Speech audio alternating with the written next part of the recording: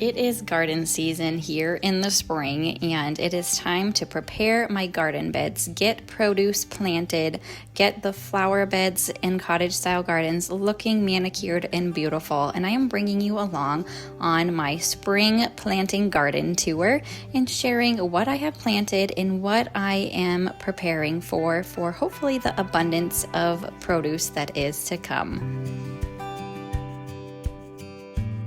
Well, I am going to be sharing my gardens with you, my cottage style gardens, as well as my herbs and my produce gardens. So it is a beautiful evening. I've got my tea and I want to share with you what I'm going to be doing for planting, what I have done, and what hopefully will come in later summer. So let's take a tour of my gardens. Well, let's talk about this garden here. This is one of my first gardens I created probably 6 years ago, and it's beautiful. I've reduced a lot of the flowers that I have in here because some of it was just so overgrown. I love the mystical look of a cottage style garden, but I also like some structure to it. So this climbing rose is one of my favorites. It was huge last year. I cut it back in the fall and it's just beautiful.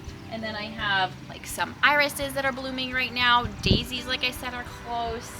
And I'll just walk you through and just share a little footage, like I said, of what I've got in there as well, just so you can see. It's just a quaint little garage garden because it's right next to a garage and cottage style garden, but then you'll see I've added onto it on the other side, over on the other side, to have a little walkway through, and it's just so fun and beautiful that I enjoy it. I love using the herbs as well. This year I've really been trying to grow more herbs for medicinal practices as well, and for drying and using in that way to have for storage for any emergency or sickness or immune boosting things that I may want. So as you can see right over here, this is the addition to that other garden, and this was where I added lately, just actually the other day, some clean mulch. Tornadic weather came through and downpour of rain. We had about 2.5 inches in 30 minutes, and it just gushed through, washed all my wood chips away, took some of my seeds away that you'll hear about when I planted those for my produce gardens even. And this is just looks a lot more inviting. It'll keep weeds out with having the mulch in there, and it's just a beautiful addition. I love being able to watch the flowers grow throughout the summer, and the herbs. I have like mint in here, bee balm. Like I said, bee balm is one of my favorites, and I use that for drying. Tansy, yarrow, I planted chamomile, I have some hollyhocks, echinacea, some irises in this garden as well. Just beauty. I love beauty as well as having practicality with the herbs and then my produce gardens. So this video is also in collaboration with Andrea over here on YouTube. She has a fun channel where she shares some homemaking, some thrifting videos. She is an amazing thrifter. She's got 2 kiddos, a new baby, and she is just a fun mama. So if you have not checked out Andrea, I recommend her channel because she is just full of life. She's got some sewing as well, and just go be part of her community as well. And if you are coming from Andrea's channel here, I'm Davy, hi, and I'm so glad you are here.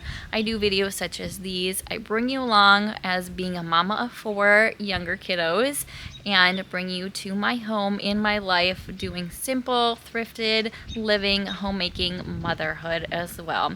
And you can also find a lot of this stuff out over on my blog too, davykillian.com, with recipes, some thrifting tips, tricks, all the like my simple small home of 950 square foot for our little family. I share a lot of info about that over there, and I just do life with you guys here. And so join my community if you would like to be part of what I do here. So let's continue this garden tour video.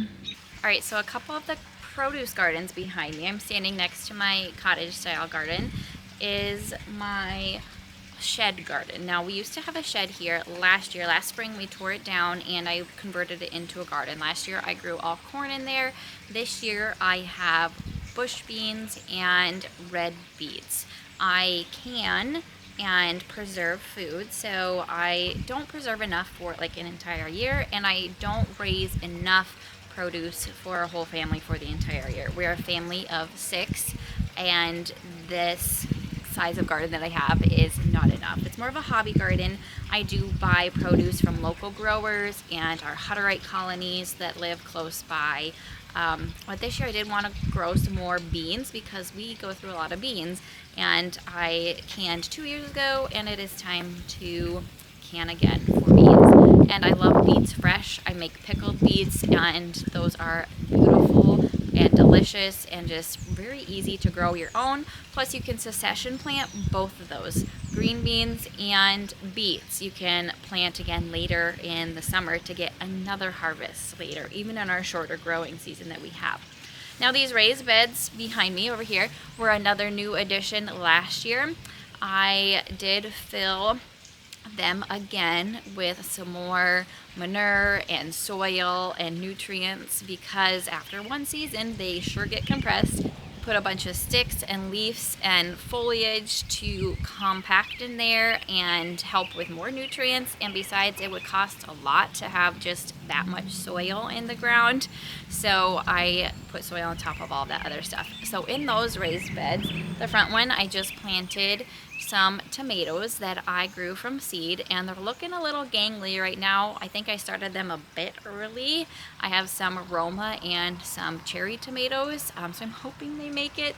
If not, I do like to order from Azure Standard, and that is where I got the pepper plants that I put in here. I have a couple mini peppers and a golden bell pepper because I like to freeze peppers, and with tomatoes I have canned them. I've also frozen them and just thrown them in my chilies, in goulash, things like that, and then take the skins out.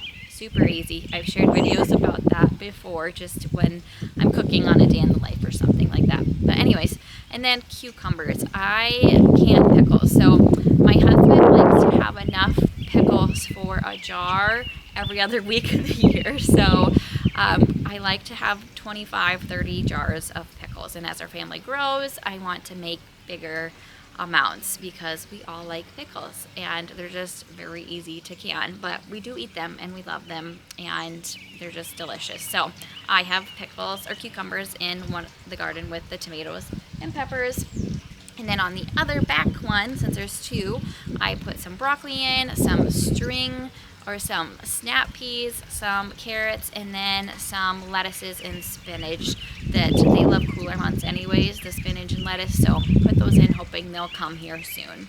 Now let me show you our aquaponics system, and this might be new to some of you. Alright, so this is a fun system that we have here. These are our raised beds where you grow your produce. So you plant the plants and seeds in the rocks. You don't need any soil for this. And then there are 2 tanks, one for fish and one as the one that cycles the water through, because it's a siphon type system, and it siphons the water up, it pours it into the grow beds as you can see, and then it goes right back through and filters through, and the fish fertilize it with their pee and poo, and it just is a really awesome system. My husband built this. We had it in a different location actually like 5 or 6 years ago, and then we moved it here, made it really sturdy. It's just built on cinder blocks with IBC totes and cut those up. My husband had fun making it. Now I'm kind of in charge. I did some cleaning out of it this year because it got really gross and grimy after the winter months. We had even left the water in there so it froze. Fish, of course, were out because our growing season is so short that we can't actually harvest the fish because they don't have long enough to survive. But we get little goldfish, or we catch fish from a local pond or lake and use those in here as well. So that'll be fun if you continue watching throughout my videos for the summer. I'll keep you up to date on all the gardens and the happenings of what's going on. And this is just a fun one to see what really works, what doesn't. My basil always seems to work in here really well. Tomato plants for some reason, not so much. I did try it again, but it's just kind of an experimental thing for me, and I really love it. So as the sun sets, let me talk about my last garden here, and that is this one that is right behind me. We have corn in here and potatoes and onions. So I do long-term storage for my potatoes and my onions. I ordered my onions from Johnny's Seeds. They are a great storage variety because I used them last year and I was eating onions till March, so a couple months ago, and same with the potatoes. And the potatoes that are growing I saved from last year. You just put them in your cold storage area or just literally in my basement, and when they get eyes on them I kept them, and then I cut them in half, planted them, and they came back up. So wonderful way to reuse those really delicious potatoes that I preserved. So like I talked about, with a lot of rain coming, there was a lot of seeds and some of the soil that just washed away. So I had to replant some of my beans, and my kiddos did an amazing job of helping me with that. It's probably not a perfectly straight line, but that's okay. So I put some more beans in the ground, and I just like popped a little hole and stuck them in and pushed them down and covered them up. I didn't hoe a whole nother row because I wasn't exactly sure where the other ones might come up, because there were a few coming up. I did the same thing with some of the beets because we're on a little slope right here where you can see this garden is sloped a little bit, so that the soil does kind of wash down. And then I replanted a few onions because same thing happened. They maybe got washed out, but that's the joy of gardening. You never know what each year is going to bring. This year could be completely different from last year. Rain, drought, who knows what the year is gonna bring. It's just a fun adventure, and I do enjoy gardening a lot. It is one of my favorite hobbies. I love being able to provide for our family and have food for our family to store and to have fresh, for the kids to be able to help, for them to see it from start to finish, for them to be able to come out and pick a fresh green bean, a fresh tomato. And so it's just a really great way to provide some life experience for kids. And if you've never gardened, I recommend it. I say start now. But right here in this tub, a vintage tub that was probably found alongside the road, I just put some of my herbs in it. So some I just got, some lemon balm, some lavender, some parsley, some chamomile, and some marjoram. So I'm going to keep this container at the ready for cooking, for any herbal needs that I would like. And then actually right next to me right here that you can't see, zinnias. So I have zinnias, plethora of them. I saved seeds last year. They're so beautiful. They're just a beautiful, easy flower to throw the seeds in that I planted. I have a guest cottage that we Airbnb out that is on our property as well. And I put zinnias all along a side of it there, and they're just a beautiful cut flower. So recommend doing zinnias if you don't. They're an easy flower to grow, and you can save the seeds for future years. Don't forget to check out Andrea, as she is sharing her garden prep and garden video as well over on her channel. I will link her video in the description box as well. And if you are new coming over from Andrea's channel, I would love to have you join. I'm a mama of 4, as you saw in some of the footage, and I would love to have you be part of my community here. So thanks for coming along. Let's go on this journey of gardening together, and we can see what this year brings. Nice.